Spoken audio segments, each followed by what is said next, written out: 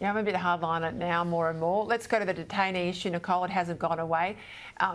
The reports we've got and confirmation from the minister yesterday, ankle bracelets have been removed, cases have been settled because they didn't want to lose the case in court. But we find at least 5 detainees out in the community have had their monitoring devices removed, including a convicted rapist. Now, Labor's trying to avoid, interesting before you mentioned, it's not just the Human Rights Commission, Peter, you say, it's also the minister.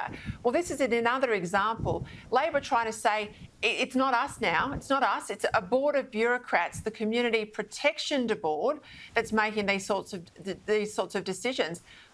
I don't know how Claire O'Neill and Andrew Giles are still in a job. Precisely, Peter. The last time we saw this level of incompetence in relation to detainees was during the Rudd-Gillard-Rudd era. And quite frankly, Prime Minister Albanese needs to sack his ministers, or he can let the Australian people do it for him.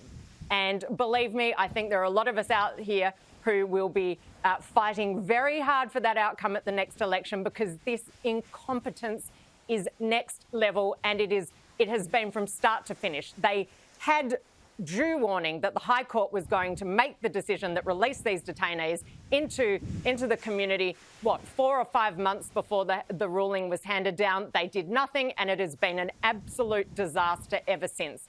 He needs to sack them, and I cannot believe that he hasn't. Yeah, it's gutless. No spine for the Prime Minister.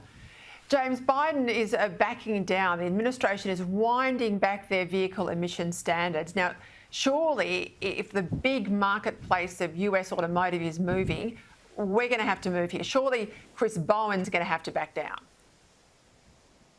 Well, you'd think so, but Chris Bowen is as stubborn as they get, and I don't think he necessarily will.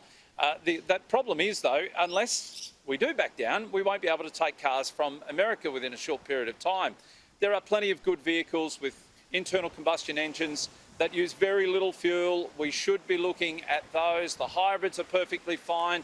Don't go after these crazy models. People are finding it difficult enough to save for a deposit on a house, let alone having to save a new deposit for a futuristic car that yet hasn't proven itself, like battery or some of these more expensive hybrids. So it's crazy. I hope Labor come to their senses, but I don't think it's going to need a change of government to do that.